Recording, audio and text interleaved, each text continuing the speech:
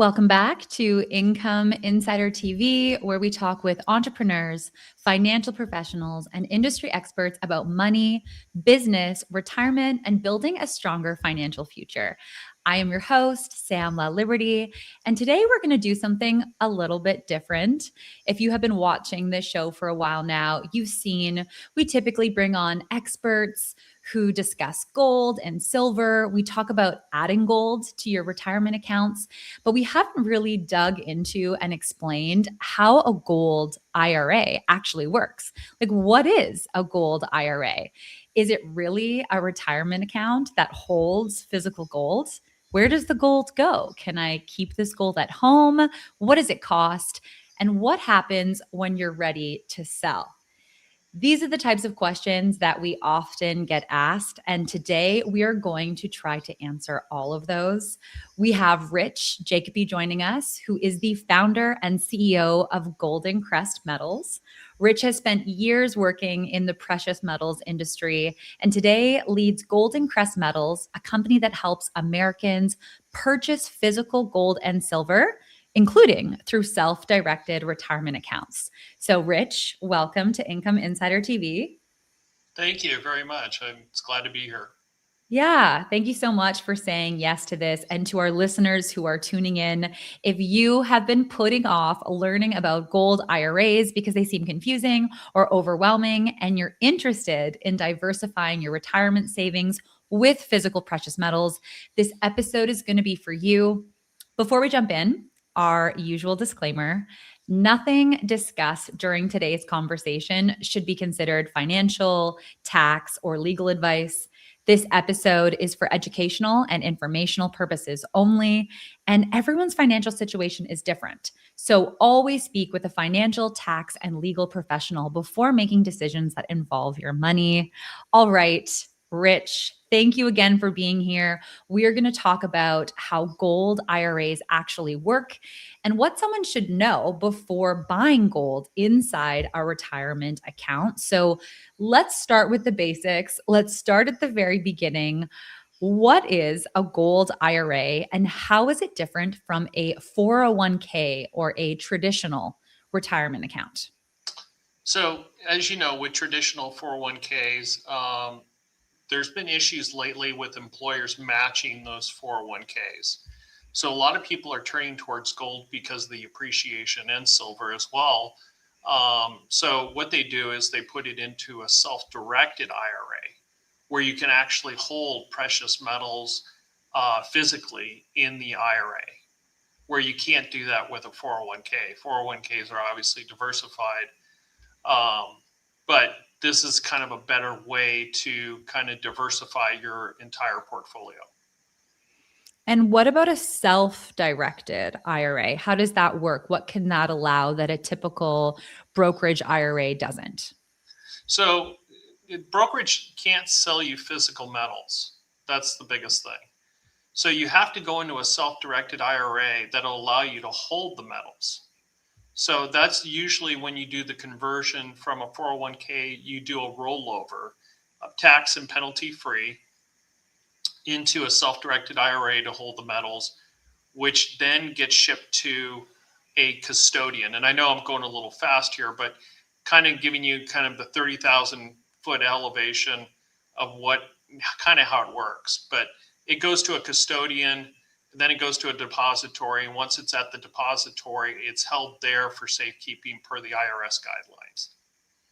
Okay. No, that's good to know. These are the steps in the journey and we're actually going to get into all of them. But when somebody is opening one of these accounts, are they actually buying physical gold or are we talking about something like buying a share of a gold ETF or a stock in a mining company? Is it something physical that they're buying? It's actually physical. It's not like GLD or SLV where you're buying an ETF. This is actual physical metals that you're buying that will be stored at a depository. So, a lot of people when they look up the price of gold and silver, they're looking at the spot value. But this is actually the price of physical metals, which is a lot different. Hmm. And why would somebody consider doing this in the first place, right? Like most retirement accounts are already heavily invested in stocks and bonds and index funds. Why might somebody want to add physical gold or physical silver inside their retirement account?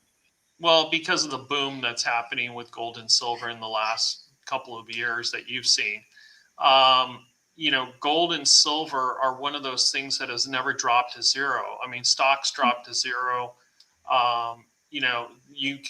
It doesn't keep up with inflation. The inflation's like 3%. Even some checking accounts only pay out, 1.5 to 2%. Why not look at something that has a return of, 60%, year over year? That's one of the reasons people go to physical metals. I mean, you're making a compelling case. And when these people realize this, are they typically saying, okay, I want to move everything I have into gold, knowing that all of these, forces are at play that are promising to them? Or are they simply seeing it as just a component and they're diversifying their retirement strategy? What are you seeing most often? Well, we try to tell people to diversify. Um, there are some people that want to take their whole account and push it over. We kind of try to discourage that because we're trying to do diversification here. There are other companies out there that will take the entire portfolio, but that doesn't leave anything for the individual. There used to be a rule of 60-40. I think it was 60% stocks, 40% bonds. Now they've kind of mixed that up where precious metals should be maybe, I think, up to 30% of your Hmm. portfolio. So when people call us and say, listen, we want to go into precious metals, we'll say, okay, what's your portfolio value?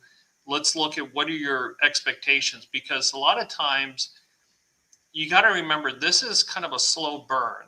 It's not an overnight, success case. And a lot you see the booms in silver lately, and back in February, like I think it reached almost 120 an ounce.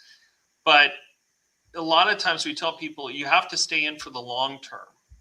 Don't expect to get rich quick overnight. This isn't like a stock or IPO that you're getting in on early. So we try to manage those expectations. So when people call and then they call the next month and say, how come it's only gone up a couple points? We try to tell them, listen, it's a couple of years that you have to be invested in this. Okay, that's good to know the time horizon that you're typically advising people. And we're also going to get into that about where somebody is at in their retirement journey and how close they need these funds and whether this is a fit for them. But, and then we're also going to make it seem like it's very easy. But right now, I would say if you compare it to buying an ETF or mining a stock, we now know as a general population how to do this, right? Those are easy to buy, those are easy to sell. But this is a lot more layered. That's why we're speaking to you today. Why are people still wanting to go through the effort specifically for buying physical metal? I think the most reason is because it's physical. If God forbid something happens, it's something of monetary value. The stock market could crash. There's a lot of things that could happen with the stock market. With physical metals, it doesn't crash.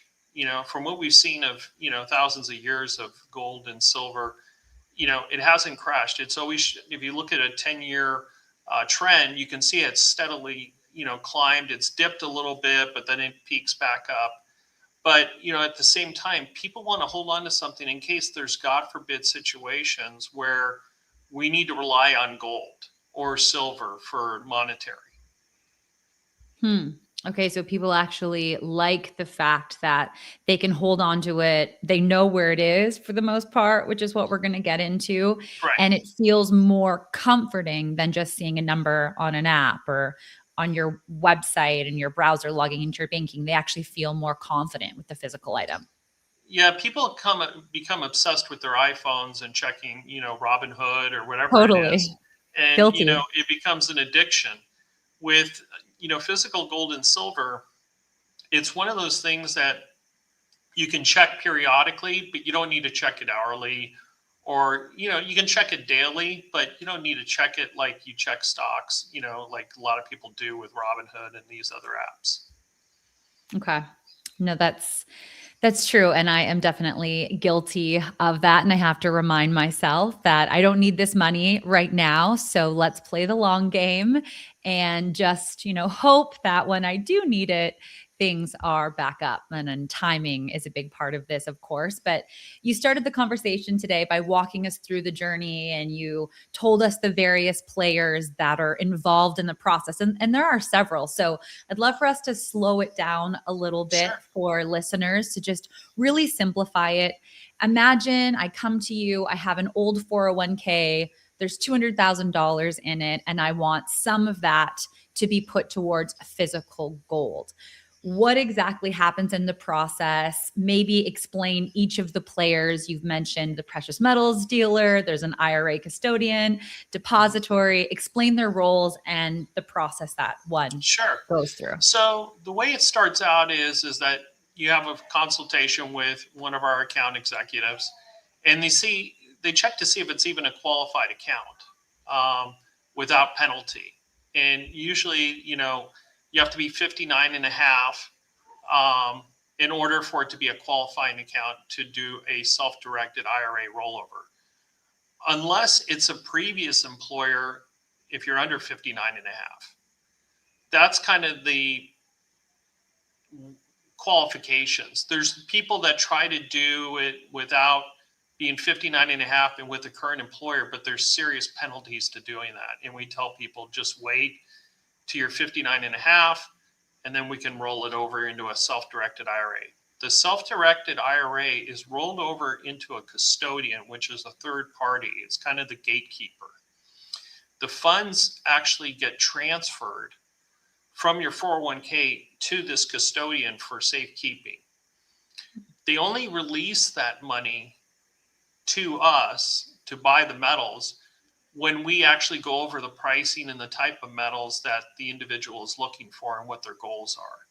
So we have basically a education call about the type of metals that you're going to get into, the pricing, and make sure they agree upon all these things. And, we send an invoice to make sure they sign in and agree, that it isn't just a fast sales trick, and we're very transparent with everything.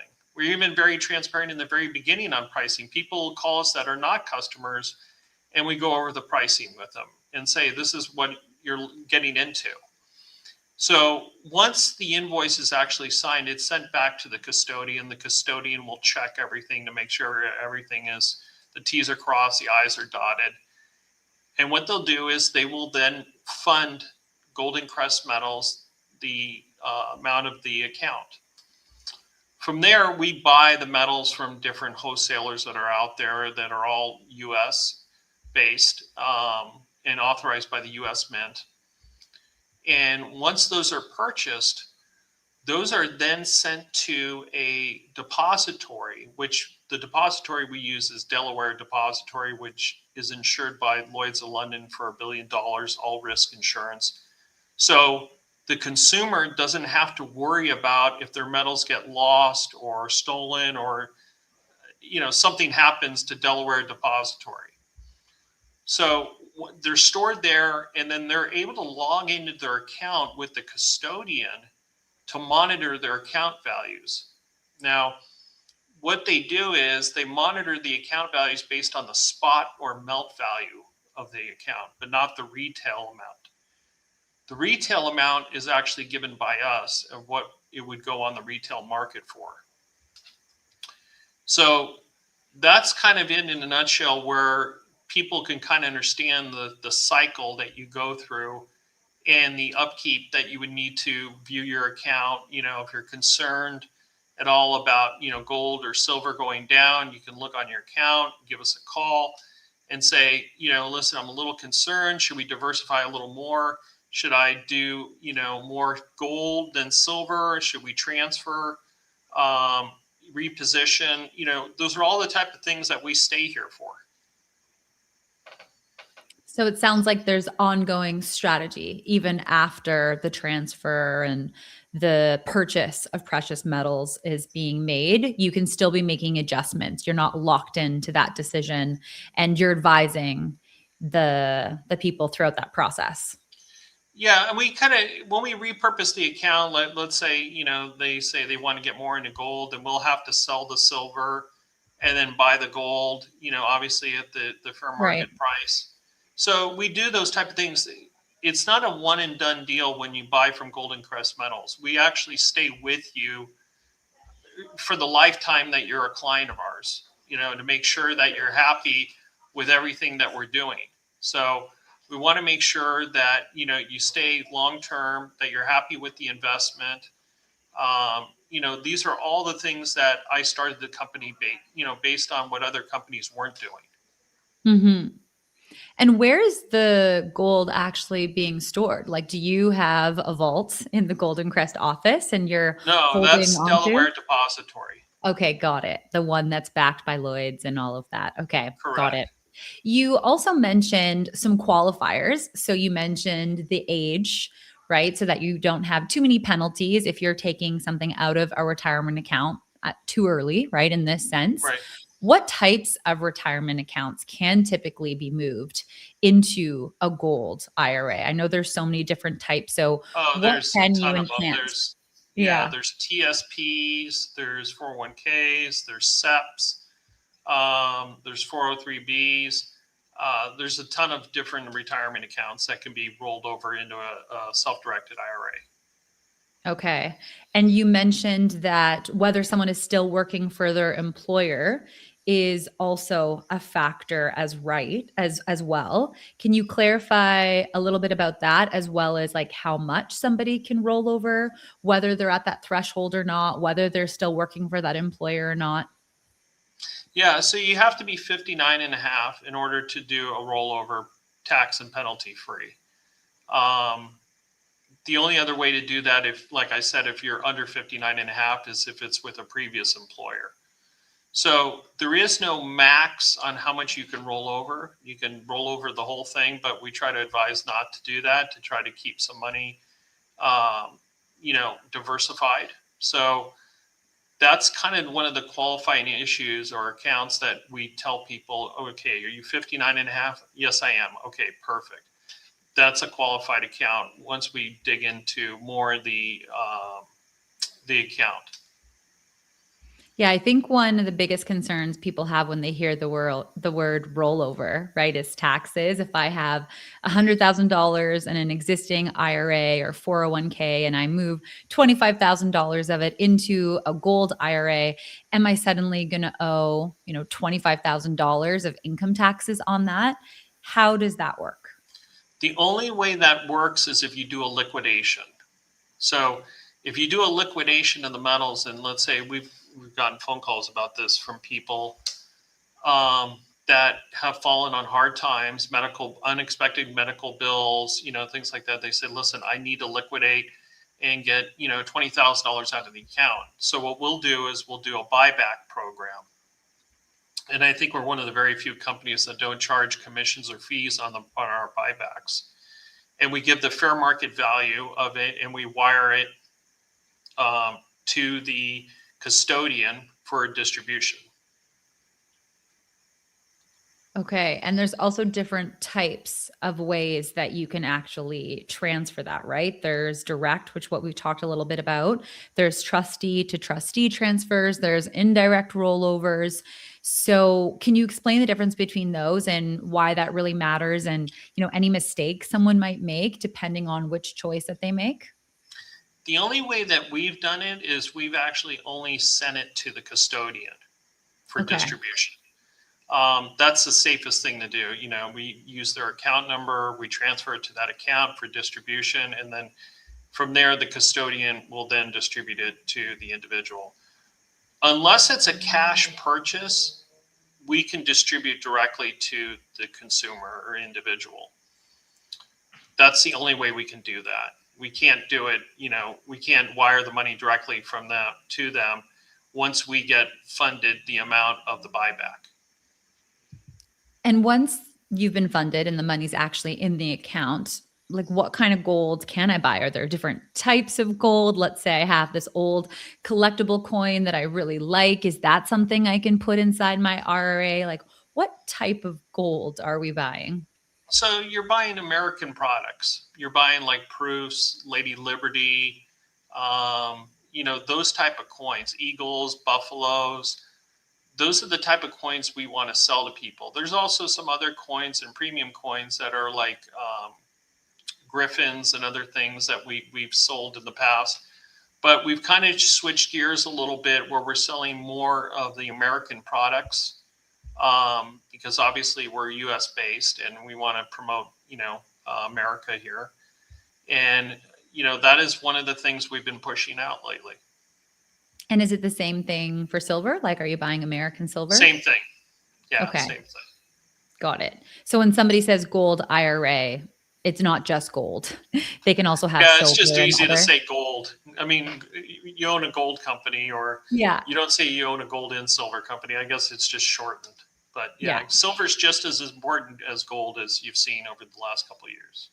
Right. And the price of gold changes, right? It's changed a lot lately, which is why It's changed a lot. It's really gone up, which is really good. Silver, because of AI and technology, solar panels, electrical infrastructure, there's a real demand for silver. So silver's actually seen a spike too. Everybody's waiting for it to go back to where it was in February, but it's going to take time, I think, in my opinion, for it to get back to that point. Huh. Well, that's interesting that those are the market forces at play in terms of AI and solar and climate change and things that are happening and how that can impact precious metals. What about gold? What are some of the market forces that have impacted its price? And how do we actually look up the spot price of gold and know what we would be paying if we were ready to make a transfer? You never really know how much you're going to pay for gold looking on the internet, because Okay. that's the ETF for spot value. We don't buy at spot. I don't think really anyone does. There's a premium when you go through a gold dealer. Anybody who tells you different is not telling you the truth. It's just a matter of the markup in the percentage that they put on top. And that's what, we tell people to shop around, call other gold companies, ask, what their price per ounce or per quarter ounce or 10th ounce for this type of coin is. And, do your homework. Check the reviews of these other companies. Look at their Better Business Bureau reviews or complaints. Thank God, we don't have any complaints and we have all positive reviews. Mm-hmm. So different products can have different premiums over spot, as well as different dealers can have different premiums. Is that what you're saying? That's what when we purchase, a lot of people have the school of thought, gold is gold, silver is silver. It's all the same price. Okay. And if it is, we don't get charged that way. We get charged differently based on the type of coin or, what, the specs are. And if we are shopping around, right, and we are trying to figure out what the different premiums would be for the different products and the different dealers that we're working with, what are some questions that are reasonable to ask? Like, can we ask what the current spot price is, or the exact price you're charging, or even what that percentage of a premium Ask them is? what their spread is, what What their their margin spread is. is. Yeah, that's the biggest thing. Figure out what their spread is. It should be outlined in their customer agreement. And what their buyback policy is. That's the second big thing to ask, is what is their buyback? Because when you are going to buy back or liquidate at some point, and you want to make sure that you're not getting below spot when you do a buyback, and you're losing money, or you check your account 3 years later, gold's gone up, 50%, but you're selling for what you bought it for because of all the spread that they had originally involved. And what does spread mean? Those are the things that you need to look at. And what does spread mean, just to clarify? Spread is margin, basically. Okay, got it. And if, the salesperson that you're talking to is not really giving you a straightforward answer on the spread or the buyback or the percentage of the premium, is that a red flag? Are there It's red a huge flags? red flag. Okay. Yeah, because they're not being transparent with you. They're trying to get you into a sale and then, either bait and switch you or just try to get you so far into the process that you're kind of confused and you just say you agree to it. Got it. Okay. So those are the numbers that we want to be thinking about: the premium, the spread, what would the buyback be? But then there's also some other costs just to maintain your gold IRA, right? So That's what can true. somebody expect to pay in terms of ongoing fees? So we have two different custodians. We have Entrust and we have Heritage IRA. I think one charges about 300 and some odd dollars a year for their storage and fees. And we have one that charges, I think it's Heritage, charges about 250 a year. And then depending on the purchase that you do with GoldenCrest, sometimes we'll cover a couple of years of storage for free as part of your purchase. Okay. And did these fees tend to be flat, or are they They're flat. scaling? So Okay. you, when I originally got in this, I thought, well, if I do $1 million with the gold, my fees are going to be, going to go up. Right. It's a flat number, whether it's $10 or $1 million. If you're doing it in an IRA, if you're doing it as a private account or a cash purchase, they base it on the weight, and that really can be expensive. Hmm. Okay, well, that's helpful for planning to know that it's just a flat fee that you're going to pay every year, or is that paid out monthly, these I think fees? it's paid quarterly. Quarterly. Okay. At least Well, that's what my credit card tells me. that's definitely helpful for planning. And I know that, specificity and consistency can be really helpful for people when they're planning and just trying to wrap their head around, these numbers that they might not be familiar with, knowing that these are flat and consistent. What about, minimum sizes needed in your account? Like, is there a number, a threshold where if we, transfer this amount in a gold IRA, it starts to make more practical sense versus if someone just wants to put in $5,000 or $10,000? Like, how does that work in terms of the fees and all the other aspects? So with IRAs, we have a $25,000 minimum because it really doesn't make any sense to do below that with all the work that has to go in with our processors and just all the legwork that's involved. So, and to see any kind of return that is somewhat noticeable, 25,000 is we found as the sweet spot as our minimum. There's other companies out there that have higher and some have lower. But that's the minimum that we've established on our end. The custodian doesn't have a minimum. They don't, it could be a $5,000 IRA. And sometimes we've made exceptions for that on repeat customers that say, hey, listen, I did $100,000 with you. And they come back a year later and say, hey, I have $10,000 I want to put into my account, and we'll go ahead and accommodate that. Okay. And I know that sometimes when we see the advertisements for different dealers, you'll see things like free gold IRA or zero fees, or we'll pay your fees for 5 to 10 years. What does free actually mean? And is that something that GoldenCrest ever offers? So we offer 10% free silver based on premium mintage coins, um, which are going to be kind of like the proofs that we sell. Those are the type of items that we look at, because we've bought in, we basically buy wholesale, sell retail.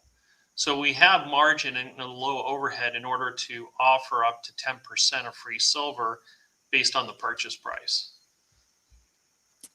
Okay. And is it just a hidden fee that maybe is sometimes showing up somewhere else in the No, transaction? no, Okay. because we tell people to price check us, Okay.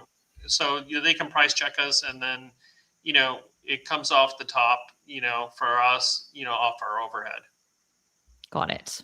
Okay. Well, that's helpful. So, we've talked a little bit about where the gold actually is. In your case, you're not the one that's actually holding on to it. It sounds like you have a depository that you trust and is backed.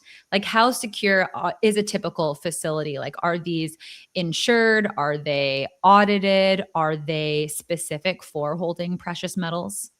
So when the metals actually get delivered, let's say to Delaware Depository, Yeah. there's actually an intake with cameras, a guy with white gloves Oh, that, wow. looks at it, does an audit, and then it gets stored. So there's a full, intake process that it goes through before it actually gets reported back to the custodian. These are the metals received. This is the quantity. This is the type of metals. And all that shows up in your account so you can see it. Okay. And you can actually watch that video of your gold arriving? I haven't seen the videos. No. Maybe that's too specific. Yeah, unless there was an issue, we haven't requested the videos. We've Got never it. had a problem. But they're there if you need them. They're That's there. part of your insurance. And now we also hear terms like segregated storage and non-segregated or commingled storage. So what's the difference between those two? So most of the time we do non-segregated storage. Or actually, yeah, I mean, that's most of the time what we do on our end. And it's whether you want all your metals in one or you want them separated. It's kind of just what it means. And most of the time we just do it all into one. And that would be like diversifying your diversified portfolio, like maybe having some of your gold in one area and other gold in another area, just as a way to, ensure safety. Is that what they're thinking with that? That's correct. Okay. Got it. But you just typically keep it all together. Is there a different cost for somebody, whether they do segregated or commingled? Not when you have an IRA. When you do a cash purchase, yes, there are different fees. Okay. And in this process that we've been discussing, right, that is where the gold is going, is to these depositories. And there's different ways you can do that. But could I just keep my IRA gold at home? Like, is that an option? No. The IRS won't allow it. Okay. Got it. We've been asked that several times. No, and unfortunately, they don't allow that. Okay. Because sometimes you see like home storage gold IRAs being advertised. What is that then? That I have no idea because I know it's not allowed. The only time it's ever allowed is if we do free metals. We'll ship those free metals directly to the individual. But you can't ship IRA metals to the individual. It has to go to a depository unless you do a liquidation. But there's nothing preventing somebody, I guess, from buying their own gold or their own silver and keeping it at home. Right? Yeah. I mean, people do cash purchases with us all the time. Our mix is 50-50 of IRA and cash purchases, and they store the metals at home, or they'll elect to have a private account with Delaware and just store it there, just depending on the size of the portfolio. Got it. But for the purposes of today's conversation, just to be clear, we're really talking about keeping this within a taxed advantaged IRA, which is like another big piece of it. So we don't have these fees and income taxes on it. Is that right? That's correct. Okay. Another question I think some people like quietly wonder about, but don't necessarily always ask is, let's say they've sent their retirement money to a custodian. The dealer sold them the metal. The metal is now sitting hundreds of miles away in a depository. How do I know, which gold is mine within the depository of all the different storage areas? Like, is there one with my name on it that's specifically mine? How do I know which gold is mine? Yeah, I mean, you have an account and it's stored there, and you can actually set up an appointment with Delaware Depository where you can actually view your metals if you want to, drive or fly out there. Oh, interesting. Okay. And what type of documentation would the account holder actually receive? Let's say I did want to fly there and I wanted to see my gold, or make sure I know which one was mine. What paperwork do I have as part of this process? So you have the paperwork from the custodian and you have your invoice. So you can actually count the coins. You can look at the coins and actually do an audit your own yourself and see, okay, I ordered 23 American Eagle proofs and I have 23 American Eagle proofs here, which is already reported by the depository, but you can do it yourself by setting up that appointment. Right. And let's say I actually buy through GoldenCrest Metals, and, terrible scenario, but hypothetically thinking, let's say GoldenCrest goes out of business. What then happens to my gold IRA? I visited it. I've seen the depository. I have the paperwork. I know mine is there. What happens if you go out of business? Good news is we won't go out of business. But if God forbid something happened to me, The account is under your name. It's not under GoldenCrest. So whenever you look to liquidate, you actually liquidate under your name. So you never have to worry about, oh, it's under GoldenCrest, Rich Jacoby. It's actually under your name. Okay. And I think that's an important distinction, right? Because it means the dealer, the custodian, the depository, they're really separate pieces of the transaction. At the end of the day, this is my precious metals and it's not on someone else's balance sheet or someone else's IRA, correct? Correct. Okay. Got it. So we've talked a lot about buying. We've talked a lot about storing it. We've talked about who qualifies for this. But what about when it comes time to sell? Do I have to sell it back to the original company that I bought it from? So we encourage it because you're going to get the most value from the company that you got it from. You don't have to. We've had other customers from other Gold IRA companies liquidate through us. It's just usually there has to be some type of fee that we'll tack onto it, usually a couple points, in order to do that transaction. But we always tell people, if you bought gold with that dealer, you should liquidate with that dealer to get the most amount back, depending on their buyback program or, how they're going to do it. And that's one of the reasons why you ask that question, what is their buyback program? Because Right. everyone is going to liquidate at some point in time. Okay. And when I sell, is that same spread working against me the same way it did when I bought? Or what are the factors in play in terms of what I can sell it for later back to that same company? So we basically give the fair market value of what the market bears. So we'll put it out to bid to several other wholesalers to see what they'll buy the metals back at. And then we don't charge a commissioner fee. And then we just pass through the cost and say, okay, here you go. This is what the buyback is for the metals. And, we do a sell order and we do the liquidation. And there's a couple scenarios when you do retire, right? You can take it all back, or you can also start taking distributions, right? So Yeah, would that you take the RMDs. Basically, people are taking RMDs. I think it's 73. You take the RMDs. can you explain what an RMD is? It's a required minimum distribution that you have to take.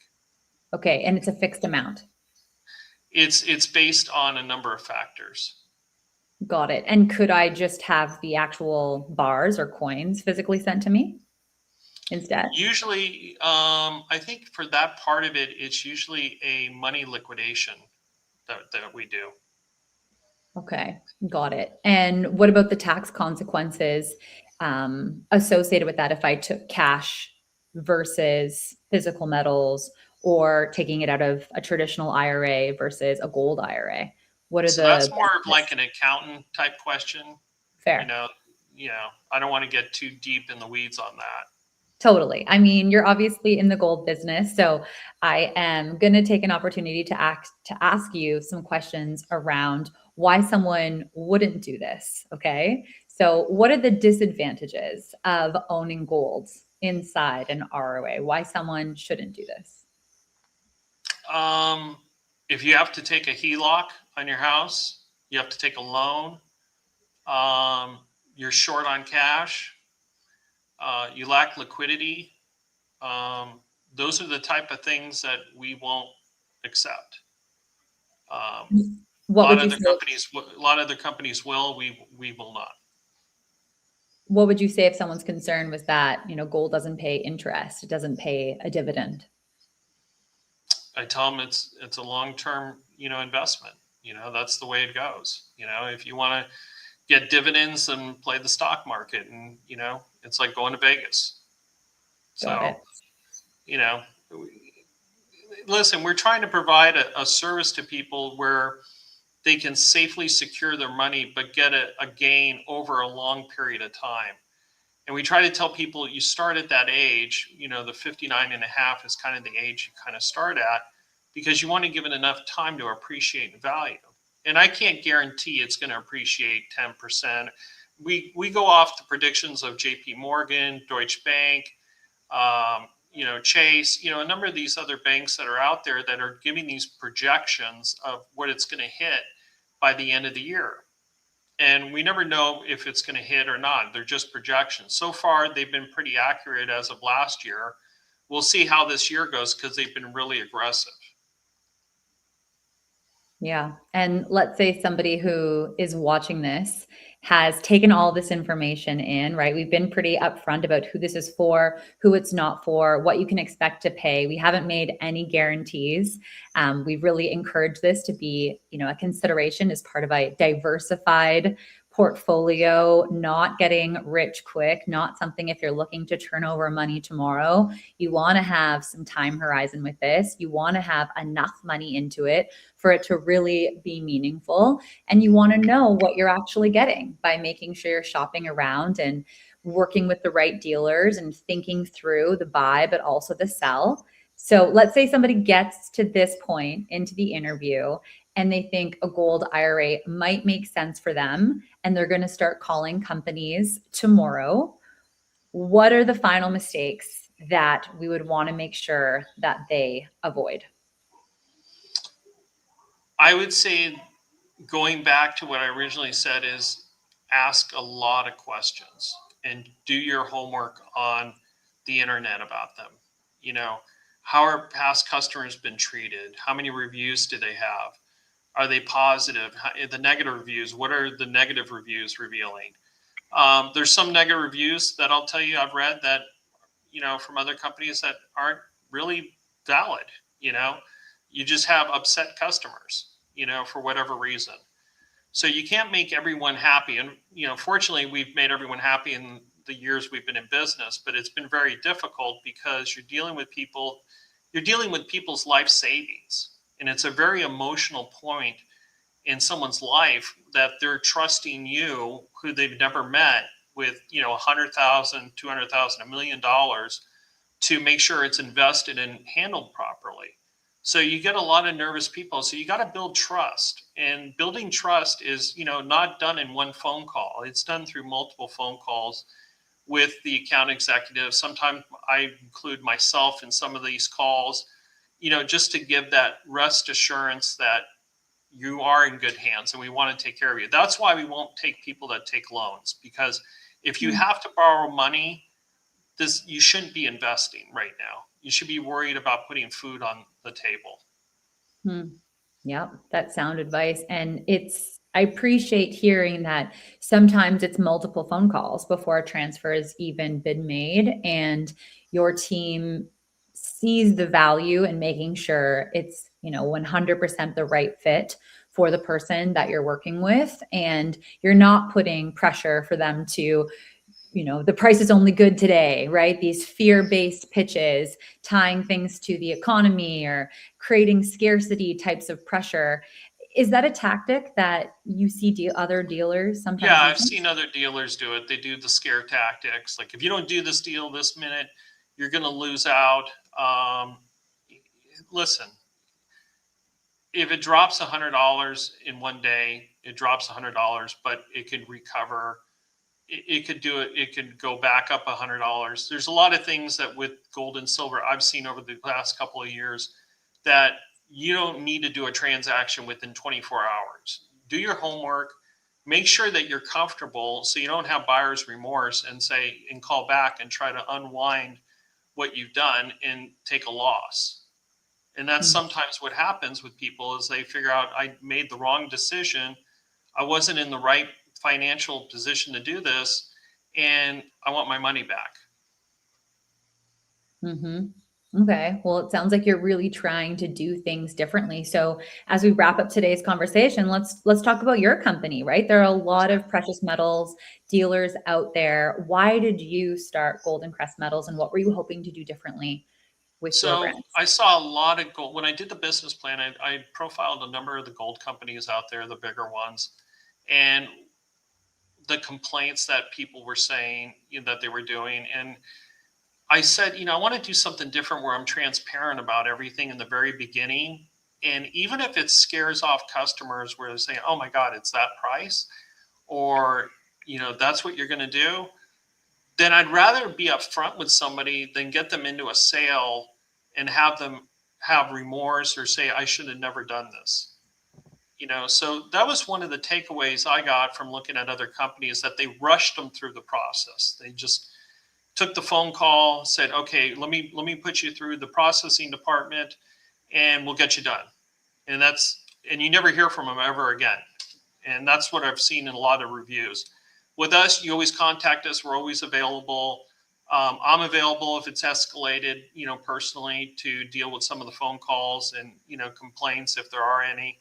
But that was probably one of the biggest things that when I started the company, I wanted to make sure that we were taking care of our retirees. It sounds like you're also quite hands-on with the people that you're Yeah, working and with, a right? lot of people say that's not scalable. I Okay. don't want to be the biggest. I just want to be the best. Mm. That's my motto. I'm not looking to be General Motors. I'm looking to be kind of a boutique business where I can actually take those calls because I actually enjoy them. I actually developed relationships with a lot of clients that have my cell phone number and call me. Sometimes they call me at weird hours, but that comes with the job. And, I try to help them out. So if someone calls, GoldenCrest just because they're curious about gold IRAs, are they going to get pushed to making a decision that day? What can they expect? And who are they even going to be speaking with when they call? Do we get to talk to you? They won't talk to me initially. Okay. We have a list of account executives that they would talk to. They've all been trained. They're all qualified. They know not to do the pushy sales tactics, to educate people, make sure they're comfortable in the decision-making process. And we also make sure that the spouse or the partner is involved in the decision-making process, because sometimes we'll have, let's say, a husband call in and say, yeah, let me move forward with it. Well, does your wife know about it? No, but she'll be okay with it. Well, let's get her on the phone. Wow, Let's make interesting. sure everyone's on the same page, because sometimes the husband will pull the trigger. And I'm just saying husband because we had one recently where he said, you don't have to worry about her. He pulled the trigger. And I purposely told the account executive, hold off until we hear from the wife. The wife said, no, I don't feel comfortable doing it. So you always have to have the partner involved in the decision making. Yeah, I love that. I really respect that. So thanks for adding that as a step in the process, just making sure the whole family is comfortable. Like you said, you're dealing with people's life savings, you're dealing with people's future, right? This is different than what car am I going to get? This is your future. This is going to affect everybody in the family. So, if someone is ready to learn more from GoldenCrest Metals, I think we've had the website and the phone number up here for those who are watching. But if somebody is just listening to this, where do we want to direct them? Where should they go? They should call the number at the bottom that's supplied. That's the best way to get a hold of us, during working hours. You can also get our free gold guide by going to the website and filling out your information and hitting the submit button. And a representative from GoldenCrest Metals will reach out to you and email you the applicable guides that you need. And, we'll take it from there. Amazing, Rich. Well, we really appreciate you coming on. We have covered so much. We've covered really the major things that somebody should understand before they even begin to seriously consider a gold IRA. And if there's one thing that I really hope people take away from this conversation, it's that a gold IRA, it really isn't that complicated. In less than an hour, we've been able to break down this full process, everything from I'm thinking about doing it right down to I have my precious metals and I'm ready to sell and I'm ready to start taking those distributions in my retirement. So, it can be simple, but the things that you really want to pay attention to are who is the custodian, where's the gold stored, what exactly are you buying, paying for the ongoing fees, and what's going to happen when you eventually want to sell. So, that is your checklist when you're doing your research, reading reviews, talking to different people at the company, shopping around. And most importantly, don't make a retirement decision simply because you're worried about what the stock market or inflation or the economy might do next. Do your research, ask questions, and understand exactly what you are buying. But again, nothing today is financial, tax, or legal advice. If you'd like more information about GoldenCrest Metals, you want to request their free Gold IRA information kit. All that information is in the description below. So Rich, thank you again for joining us. Of course. This has been great. Thank you. And everyone who tuned in, thanks for watching another episode of Income Insider TV. If you found this one helpful, please hit the like button, subscribe to the channel, share this episode with anybody who has been asking you about gold IRAs. And now you know, and you can send this to them so they knew too. We'll see you next time.